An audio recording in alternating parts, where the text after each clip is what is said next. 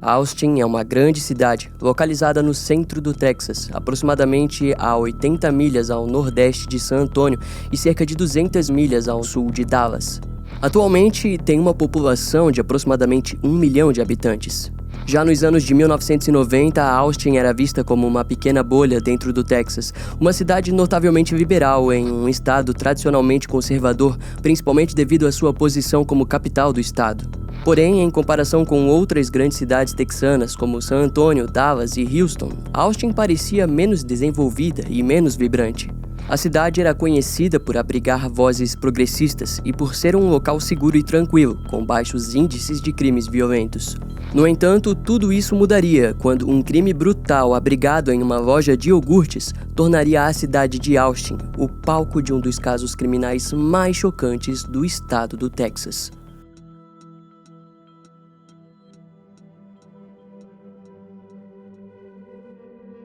Faltavam poucos minutos para a meia-noite, quando no dia 6 de dezembro de 1991, o jovem patrulheiro do Departamento de Polícia de Austin, Troy Gay, avistou uma enorme fumaça vindo de uma loja de iogurte local. Imediatamente ele telefonou para os bombeiros e depois para o seu departamento de polícia. Assim, o primeiro bombeiro de plantão a chegar foi Randy Garza, que notou que toda a loja de iogurte estava tomada por uma fumaça negra e densa. Diante aquilo, ele logo entendeu que o incêndio possivelmente estava ocorrendo na cozinha ou em algum ponto ao fundo da loja. Em seguida, outros bombeiros que ali estavam quebraram a porta da loja com um pé de cabra e passaram a lutar contra as chamas iniciais. Graças aos treinamentos, os profissionais conseguiram lidar com o fogo em poucos minutos, enquanto entravam cada vez mais fundo no local. Entretanto, foi nesse avanço entre os escombros e cinzas que o bombeiro David DeVoe gritou para o seu parceiro Randy Garza, questionando se aquilo ao fundo da cozinha poderia ser um pé humano. O questionamento assustou René, que logo avistou algo ainda mais perturbador. Assim que avisaram a polícia, a central rapidamente encaminhou o chamado para o sargento de patrulha, John Jones, que naquele momento estava lidando com um programa televisivo de Austin, que vinha acompanhando os seus movimentos como parte de um projeto. Antes mesmo de chegar no local, o oficial já foi informado pelo rádio que 3 corpos tinham sido encontrados, informação a qual animou a equipe de televisão. No entanto, quando John chegou no estabelecimento, aos fundos da cozinha da loja de iogurte, ele viu uma cena ainda mais grotesca. Haviam 4 corpos, 3 deles empilhados um sobre o outro e visivelmente queimados. Já o outro cadáver foi observado a poucos metros do monte, separado por algum motivo até então desconhecido. Embora o sargento John Jones estivesse um pouco perdido por conta da equipe de televisão que lutava para conseguir imagens exclusivas do ocorrido, ele ainda era um investigador da unidade de homicídios, então precisou focar em analisar a cena do crime até que a equipe forense especializada chegasse no local. Dada a sua experiência, John notou que, embora as vítimas estivessem irreconhecíveis, possivelmente se tratava de 4 jovens mulheres. Ao longo dos braços das vítimas, ele percebeu que as jovens tinham sido amarradas com suas próprias roupas e em seguida baleadas na cabeça. Ainda na cena do crime, John passou a acreditar que o criminoso ou criminosos poderiam ter executado as mulheres e depois ateado fogo nos corpos. Após se afastar, imediatamente o programa de televisão começou a fazer diversas perguntas, das quais muitas ele não conseguia responder. Enquanto isso, o restante da força policial investigou os carros que estavam no estacionamento e descobriram que se tratava dos veículos de Jennifer Harbison e Elisa Thomas, ambas de 17 anos e funcionárias da loja. Pouco tempo depois, as 2 outras jovens foram identificadas como sendo a irmã mais nova de Jennifer, Sarah Harbison, com apenas 15 anos, e sua amiga Amy Ayers, de 13 anos. Ao amanhecer, a notícia de que 4 jovens adolescentes tinham sido executadas e depois tiveram os seus corpos queimados perturbou os moradores locais. Naquele fim de semana, a pacata cidade de Austin havia perdido a sua calmaria e, assim como os moradores, a própria polícia estava anestesiada pelo achado. Um oficial da polícia chamado Scott Gary deu uma entrevista em que disse que, dos seus 10 anos de polícia e 20 anos em Austin, era a primeira vez que um crime como aquele era registrado. Enquanto os detalhes pegavam os moradores de surpresa, os investigadores descobriram que a porta dos fundos da loja frequentemente estava destrancada. E como as portas da frente estavam trancadas, havia a crença de que o responsável ou responsáveis pelo crime saíram pela parte de trás do estabelecimento. Além disso, a caixa registradora foi analisada e descobriram que por volta das 11h03 da noite do crime, ela foi aberta, mas logo fechada sob o comando de "sem venda". Esse comando geralmente é usado quando um funcionário cancela uma compra ou apenas abre a caixa sem o objetivo de venda. Embora não houvesse certeza, a polícia acreditava que cerca de $540 foram roubados do local. Sobre a investigação do incêndio, eles acreditavam que o ponto de origem era a cozinha, onde os corpos foram encontrados. Segundo o especialista em incêndios criminosos de Austin, Melvin Stahl, ele acreditava que o incêndio teria começado por volta das 11h42 da noite, cerca de 40 minutos depois que a loja deveria ter sido fechada. E também 39 minutos após o comando de "sem venda" registrado no caixa do estabelecimento. Assim, Melvin teorizou que o criminoso ou criminosos ficaram no local por cerca de 1 hora antes de decidir matar as jovens.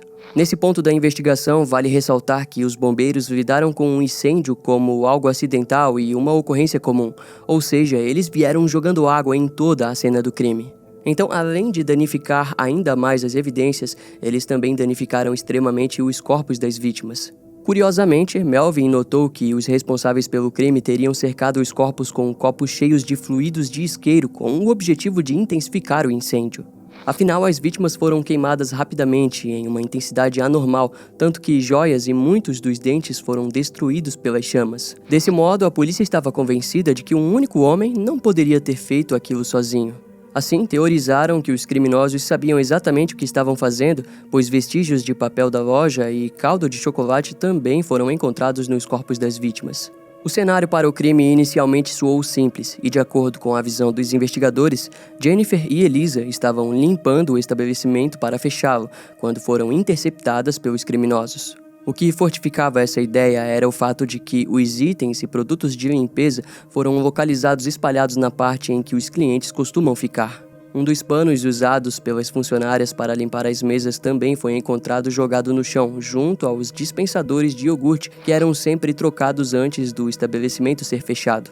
Obviamente, a questão de abuso sexual foi rapidamente debatida, mas as autoridades informaram que, embora elas tenham sido encontradas despidas, não haviam evidências de violência sexual. Posteriormente, foi compartilhado que as armas usadas se tratavam de calibres baixos e o fogo foi iniciado com materiais encontrados dentro da própria loja. Ou seja, a ideia nunca foi incendiar o local, mas por algum motivo acabou acontecendo. Provavelmente para a destruição de provas e evidências.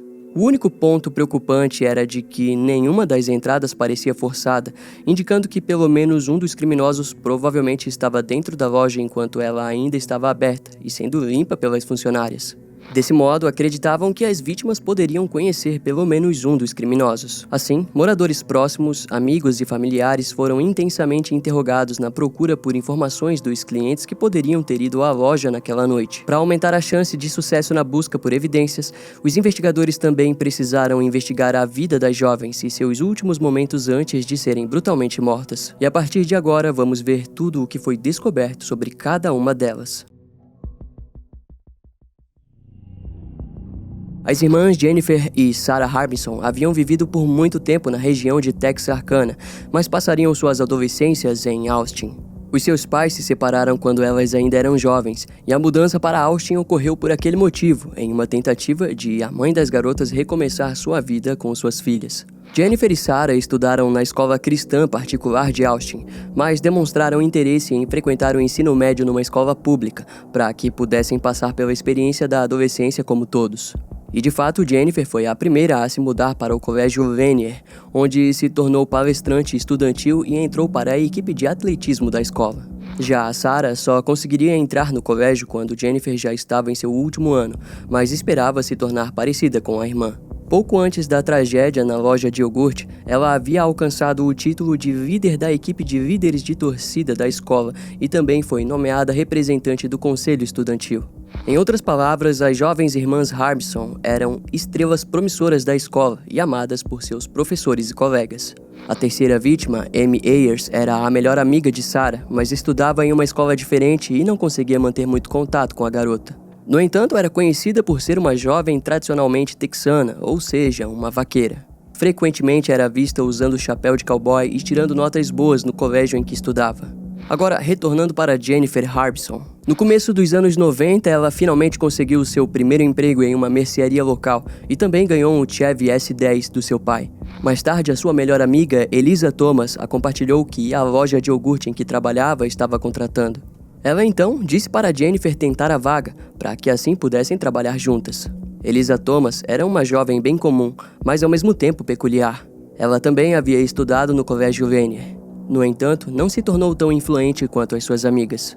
Na verdade, o foco de Elisa era algum dia se tornar veterinária. Os seus pais mais tarde a descreveriam como uma garota doida por animais, tanto que ainda quando mais jovem, seus pais a deixaram cuidar de lagostas e ratos em seu quarto. Mas além do seu amor por animais, na escola, Elisa se destacou nas aulas de soldagem e de reparos de motores, chegando até mesmo a participar de um programa de mecânica agrícola. A sua paixão por motores a faria comprar um Volkswagen Karmann Ghia de 1971, no qual adorava testar as suas habilidades mecânicas.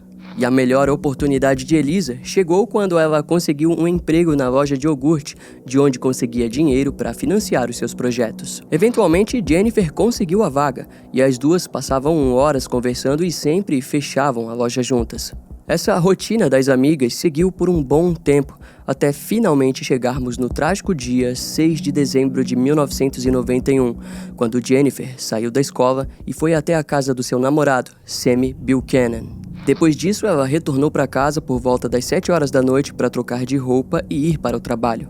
Além, é claro, de levar consigo a sua irmã. No trajeto para a loja de iogurte, Jennifer deu carona para a melhor amiga de sua irmã, Amy Ayers. Depois de saírem de casa, ela deixou as adolescentes no shopping em que a loja de iogurte era localizada. Na época, o shopping era um ponto de encontro para jovens, principalmente devido ao cinema e à pista de gelo. Sarah e Amy ficaram rondando pelo shopping até o fim do trabalho de Jennifer, para assim voltarem novamente de carona. Além disso, elas planejavam uma festa do pijama para que pudessem conversar sobre suas vidas, já que Amy estudava em outra escola e não costumava se encontrar com tanta frequência quanto gostariam. Enquanto isso, Jennifer e Elisa permaneceram atendendo diversos clientes na loja de iogurte. Assim, os investigadores descobriram que por volta das 8h15 da noite, uma mulher chamada Lucella Jones compareceu na loja para pegar iogurte congelado para o seu marido que havia feito uma cirurgia dentária. Quando ela foi interrogada, Lucella disse ter visto 2 adolescentes sentados conversando dentro da loja, com um item no centro da mesa. Em sua opinião, particularmente, eles pareciam bandidos. Segundo Lucella, os 2 possuíam cabelos longos e despenteados. Por volta das 9 horas, Jennifer deixou a loja sob a supervisão de Elisa e foi procurar por sua irmã Sarah e sua amiga Amy. No caminho, elas decidiram pegar uma pizza, a qual mais tarde foram vistas por alguns clientes comendo no saguão da loja. Às 9h30, a mãe de Elisa, Maria Thomas, apareceu na loja para visitar sua filha e em seguida voltou para casa. Quando ela foi interrogada, disse que não havia ninguém no estabelecimento e que tudo estava normal. Próximo das 10 da noite, um ex-policial militar chamado Dearcroft compareceu na loja ao lado de alguns amigos. Em seu relato, ele disse que viu 2 jovens casais separados no local. E viu um jovem sozinho, o qual descreveu como tendo um nariz grande e uma voz profunda. De acordo com Dearcroft, ele achou o jovem estranho, pois parecia inquieto. O ex-policial também notou que o sujeito fez o pedido de uma simples lata de refrigerante para em seguida ir até o banheiro. Embora Dearcroft tenha ficado alguns minutos no local, no momento em que saiu, o tal jovem ainda não havia voltado para sua mesa.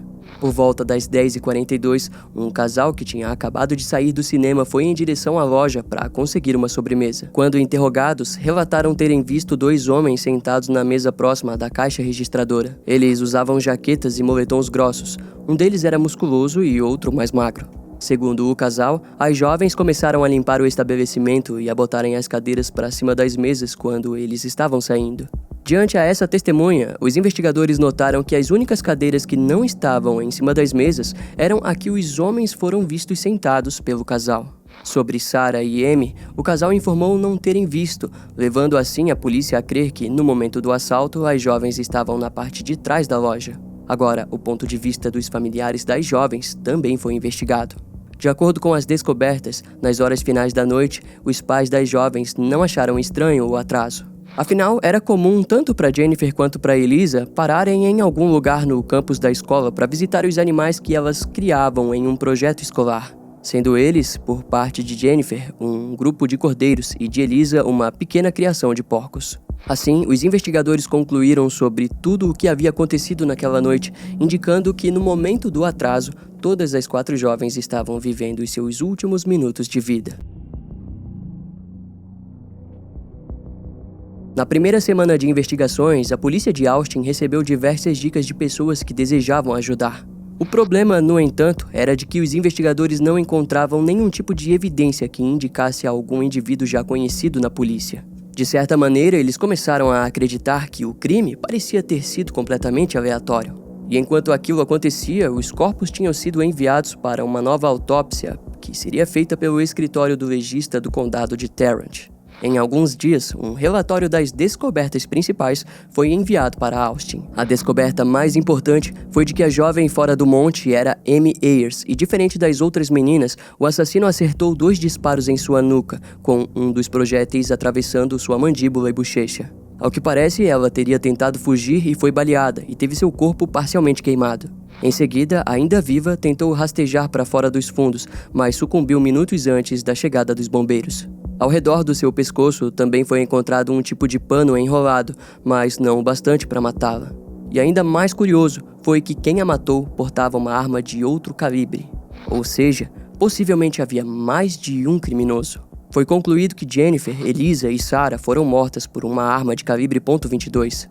Além disso, evidências de DNA do namorado de Jennifer, Sammy Buchanan, foram encontradas na cena do crime. Contudo, foi provado que aquilo aconteceu porque horas antes os dois haviam tido relações sexuais. Embora na época não houvesse sido divulgado, o legista acreditava que Amy Ayers teria sido agredida sexualmente. Na época, poucos detalhes foram compartilhados com o público, principalmente sobre as questões sexuais. O motivo estava no fato de que o promotor distrital acreditava que informações coletadas seriam evidências importantes que apenas os criminosos poderiam fornecer.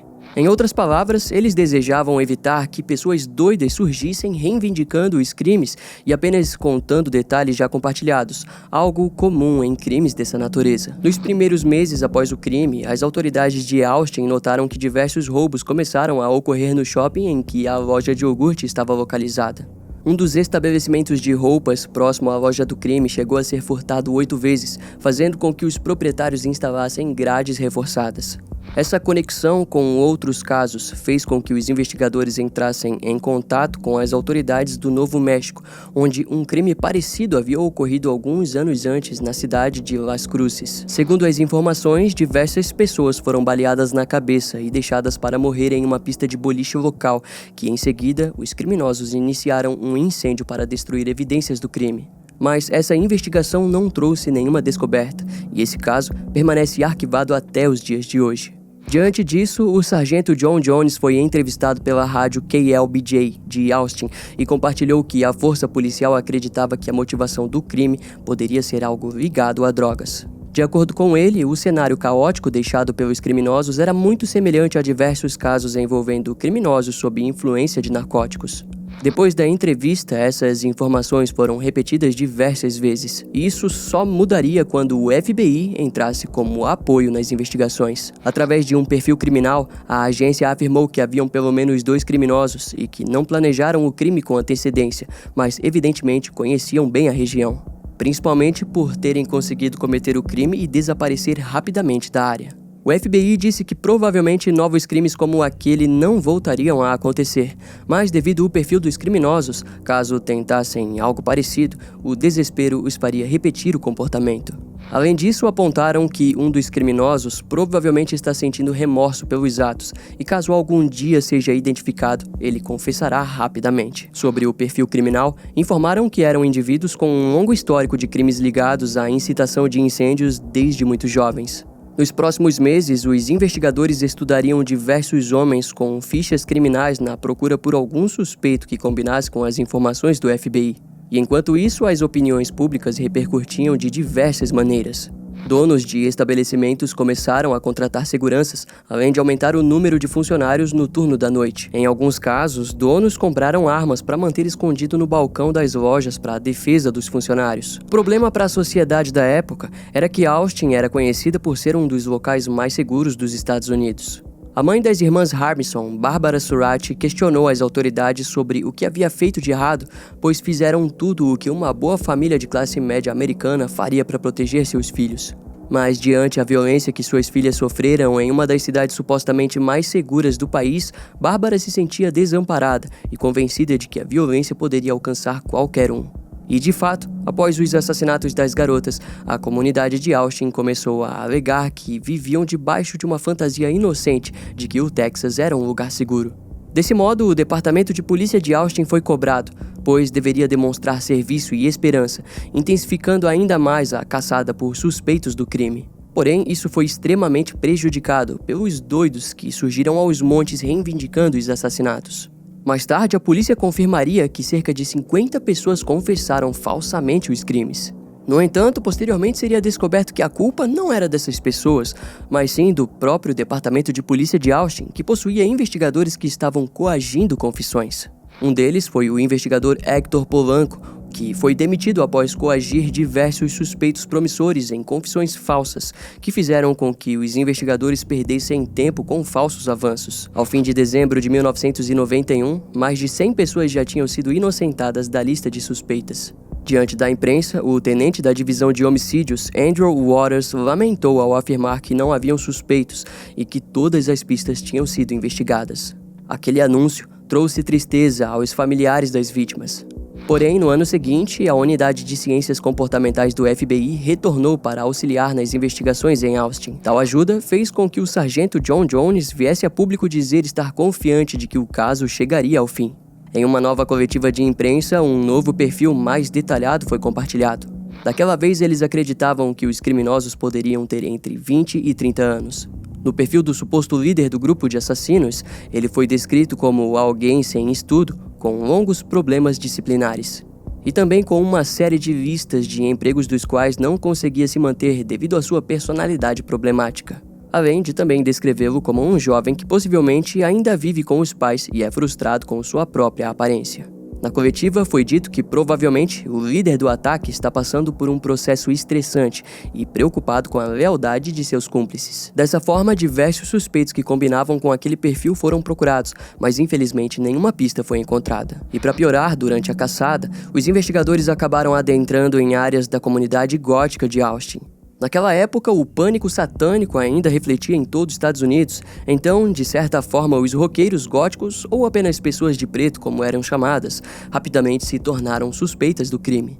Em fevereiro de 1992, novos casos de investigadores coagindo pessoas daquelas comunidades a prestar depoimento contra os seus próprios amigos foram relatados. Uma mulher chamada Clary Levine chegou a ser presa enquanto um programa de televisão filmava o ocorrido. Para milhares de pessoas, ela foi descrita como a sacerdotisa de um culto satânico, quando na verdade a maioria dos itens que possuía em casa eram nada mais do que argila ou ossos de animais. Obviamente, aquilo gerou revolta na comunidade gótica, alegando que a polícia de Austin estava usando o caso dos assassinatos das 4 jovens como argumento para expulsar a comunidade da cidade.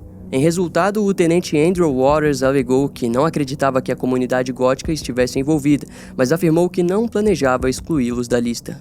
Evidentemente, a proporção do caso logo chamou a atenção de vários programas como o 48 Horas, que havia filmado a prisão de Clary. Mas daquela vez, o programa focou no sargento John Jones, que era frequentemente questionado sobre o andar das investigações. Em julho de 1992, o tão aguardado baile de formatura, que frequentemente é esperado pelas meninas colegiais, fez com que uma comoção enorme surgisse em Austin. Diversos antigos colegas vieram a público e informaram o pesar da perda. Para os pais de Jennifer e Sarah, que perderam 2 filhas de uma vez só, tudo parecia ainda mais obscuro.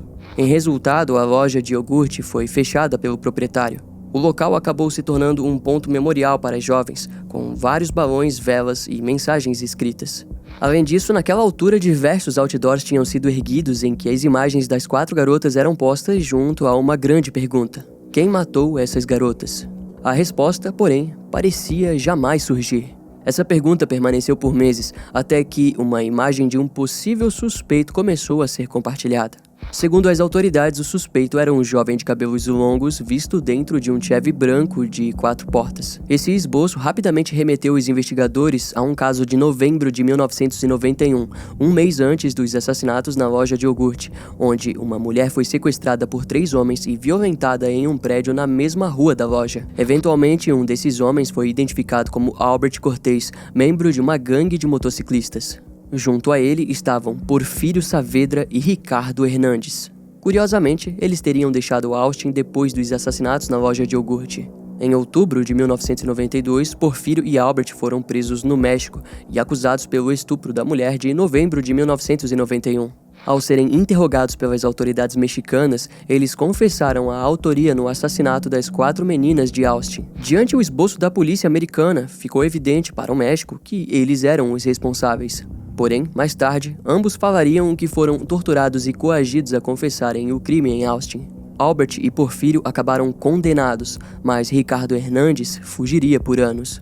Assim, as autoridades de Austin, embora tenham viajado até o México para conversar com os suspeitos, acabaram inocentando os homens. E a insatisfação no resultado das investigações fez com que aos poucos o grupo de investigadores desmoronasse. Em 1993, o sargento John Jones foi afastado e transferido para a unidade de divisão de assaltos. Ele serviria apenas como consultor nas investigações, mas não poderia fazê-la por conta própria. Mais tarde, seria descoberto que o próprio John pediu pelo rebaixamento, afirmando que o trabalho no caso estava destruindo seu relacionamento com sua família.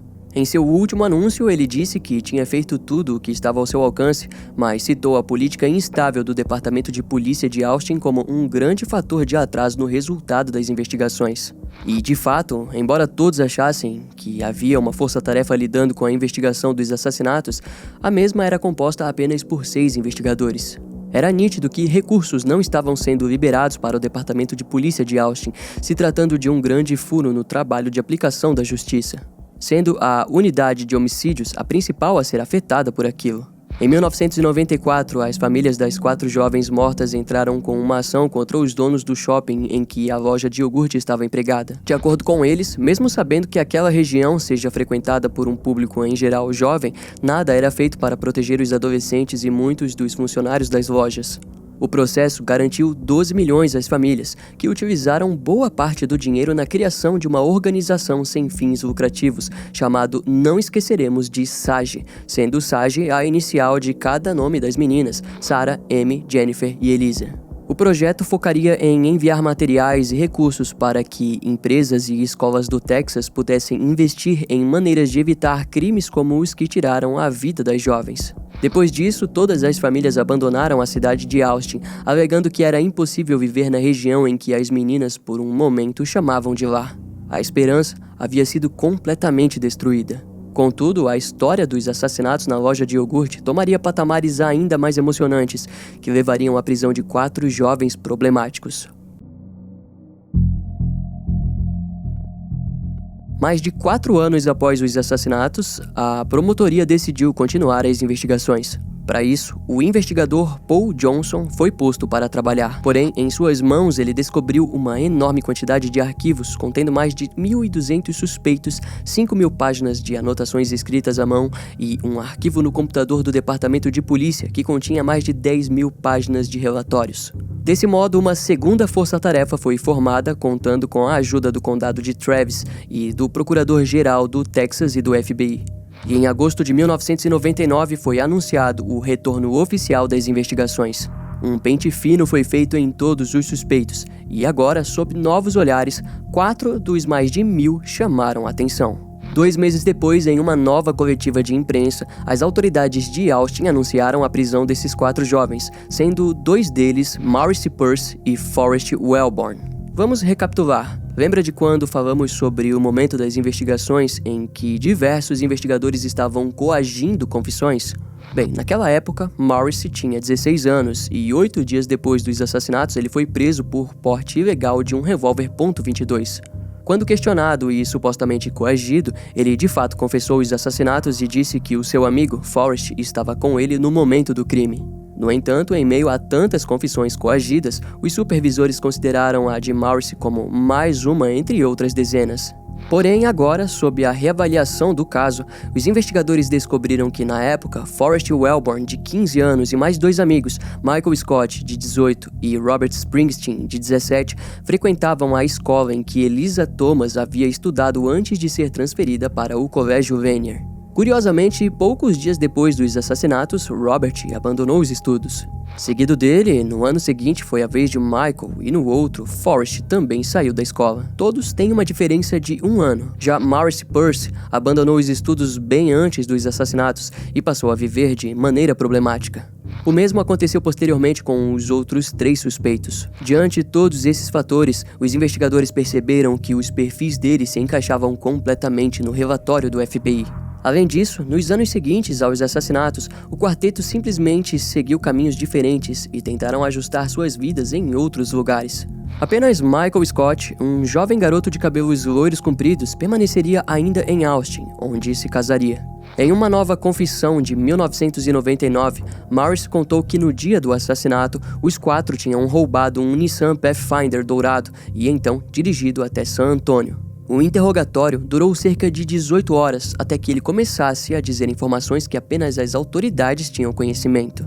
Em seguida, interrogaram Robert Springsteen, que alegou que, na época, seus amigos e ele demonstraram vontade de assaltar a loja de iogurte e violentar as adolescentes presentes no local. Dessa maneira, segundo a confissão, Forrest teria ficado do lado de fora atuando como vigia, enquanto os outros 3, Michael, Robert e Maurice, entraram pela porta dos fundos destrancada. Após render as jovens, eles as fizeram se despir e abusaram sexualmente de 2 delas, para no fim as amarrar com suas próprias roupas e executá-las. O trio então incendiou os corpos, roubaram o dinheiro do caixa e fugiram. Diante a suposta verdade dos acontecimentos, a promotoria anunciou que pediria a pena de morte aos acusados. No entanto, embora a promotoria estivesse apresentando um papel confiante, eles entendiam que precisavam de mais evidências para uma condenação. Primeiro, porque a confissão feita por Maurice Percy em 1991 não poderia ser utilizada em julgamento, pois no passado os investigadores haviam rejeitado, e a confissão atual não seria suficiente para conectá-lo ao crime. Eles precisavam de evidências físicas, forenses ou testemunhas oculares, algo que certamente não possuíam. O único item que tinham era o revólver .22 encontrado com Morrissey em 1991, mas não sabiam se conseguiriam conectá-lo aos assassinatos. Nesse meio tempo, os familiares de Michael Scott e Robert Springsteen surgiram na mídia para informar que antes de abandonarem os estudos, ambos participaram de aulas especiais e tiveram que repetir o ano. Em outras palavras, eram jovens com problemas de ensino e mentalmente lentos. Em novembro de 1999, em uma audiência, foi decidido que Maurice Percy e Forrest Wellborn seriam julgados como adultos. Já Forrest Wellborn, que era o mais novo na época do crime, foi indiciado como um vigia e pôde pegar fiança e continuar respondendo em liberdade. Enquanto um julgamento não acontecia, a promotoria entrou em contato com Forrest e tentou fazer um acordo de imunidade total em troca de ele testemunhar contra os seus 3 amigos no tribunal. O seu advogado, no entanto, disse em um anúncio que a tentativa do Estado de comprar Forrest era um claro indicativo que a promotoria não possuía provas suficientes para um julgamento, e junto a ele, o seu cliente alegava a inocência em todo aquele caso. Então, o clímax das investigações, que se estendia há anos, finalmente havia chegado, e o julgamento aconteceria de qualquer maneira. Mas será que a promotoria conseguiria uma condenação? Bem, é isso o que vamos ver agora.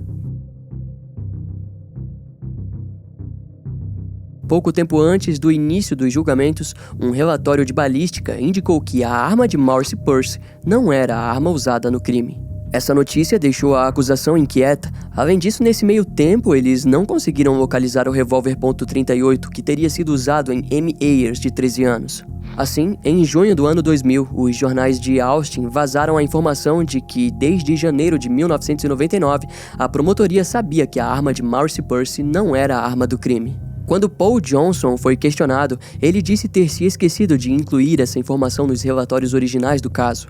Junto a isso, uma imagem vazou em que mostrava o investigador Robert Merrill apontando uma arma para a nuca de Michael Scott durante um interrogatório em 1999. Em sua defesa, ele afirmaria que aquilo fazia parte da tática policial de interrogatório. Porém, a opinião pública estava vendo aquilo com outros olhos. Em junho do ano 2000, a promotoria retirou as acusações contra Forrest Wellborn, o mais jovem dos suspeitos. Então, o julgamento de Robert Springsteen começou em abril de 2001, onde ele foi acusado pelo assassinato de Amy Ayers. A promotoria não tinha evidências físicas, então criou o caso baseado apenas nas confissões de 1999 e com testemunhas adicionais que o conheciam na época do crime. Assim, o júri não precisou de muito tempo para ser convencido e logo condenou Robert à morte. No ano seguinte, Michael Scott foi julgado e acusado também apenas pelo assassinato de Amy Ayers. O plano da promotoria era conseguir pelo menos uma pena de morte, pois sabiam que provar o envolvimento do réu nos 4 assassinatos seria impossível. Além do mais, caso ele fosse absolvido, o Estado planejava o acusar pelos outros 3 assassinatos, garantindo assim que ele continuasse preso enquanto respondia ao processo. Em setembro de 2002, Michael acabou sendo considerado culpado e sentenciado à prisão perpétua com possibilidade de condicional. Já o julgamento de Maurice Percy estava prestes a acontecer, mas foi anulado depois que concluíram que não havia nada contra ele. A ausência de testemunhas e o relatório da balística, que concluía que sua arma não foi usada nos crimes, tornava o julgamento inviável. Maurice, então, foi liberado e inocentado. Nos anos seguintes, a pena de morte de Robert Springsteen foi anulada e transformada em perpétua. Posteriormente, em 2006, o Supremo Tribunal anulou o julgamento de Robert, alegando que foi injusto. A promotoria tentou apelar contra a decisão, mas o tribunal se negou a ouvir o recurso. Algum tempo depois, o mesmo ocorreu com Michael Scott, tendo assim sua condenação anulada. Contudo, a promotoria de Austin continuou a acusar ambos os homens, fazendo com que permanecessem presos. A equipe de defesa, então, pediu a realização de testes de DNA mais avançados com as evidências retiradas dos corpos das vítimas.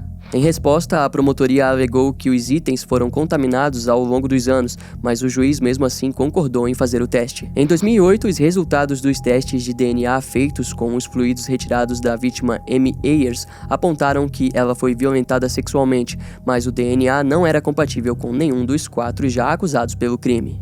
Junto a isso, foi provado que nenhum vestígio de DNA dos 4 homens foi encontrado em nenhum ponto da cena do crime ou das vítimas, os exonerando completamente de qualquer suspeita.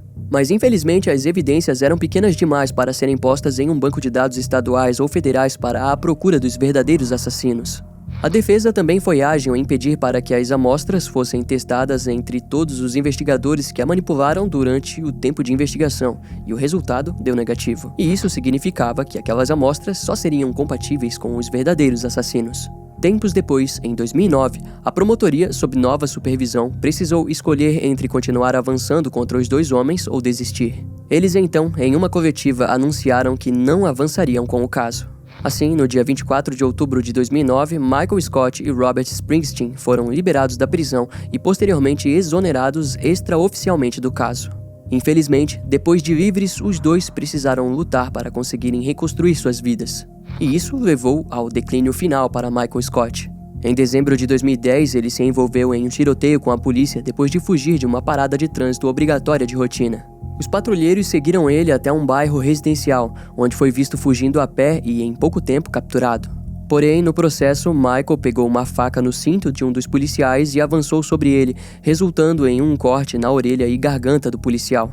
Por sorte, o oficial Frank Wilson sobreviveu, mas de maneira instintiva acabou sacando sua arma e matando Michael Scott com um disparo. Segundo os seus advogados e familiares, a longa experiência com as autoridades de Austin fizeram com que Michael se tornasse paranoico com a força policial, ao ponto de ele de vez em quando alegar que estava sendo seguido e que acreditava que estavam apenas ganhando tempo para prendê-lo novamente. Até os dias de hoje, nenhuma nova acusação foi feita aos homens, mas por muito tempo, os que continuam vivos precisam lutar para recomeçar suas vidas e achar alguém que os dê uma chance de emprego. E no meio disso tudo, os familiares das 4 meninas assassinadas lidaram com os erros policiais em silêncio e em frustração. A única certeza que receberam com os testes de DNA foi de que 3 homens estavam envolvidos no assassinato de suas filhas. Um deles violentou sexualmente Amy Ayers e também Jennifer Harbison.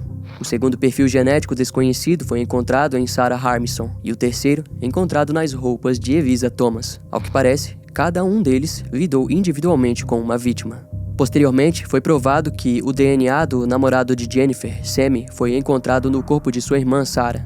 Isso porque o casal teria tido relações sexuais antes de ela ir trabalhar no dia do seu assassinato. Aquilo indica que o criminoso que violentou Jennifer também havia feito o mesmo com sua irmã, ou seja, um único homem teria violentado as 3 vítimas. A mãe de Elisa, Maria Thomas, acabou falecendo em 2015, sem nunca saber quem matou sua filha. Porém, os outros pais e familiares continuam liderando e insistindo em respostas. Afinal, é inimaginável compreender a dor dessas pessoas que precisaram lidar com o fato de que o caso permanece um mistério há mais tempo do que os anos de vida de suas filhas mortas.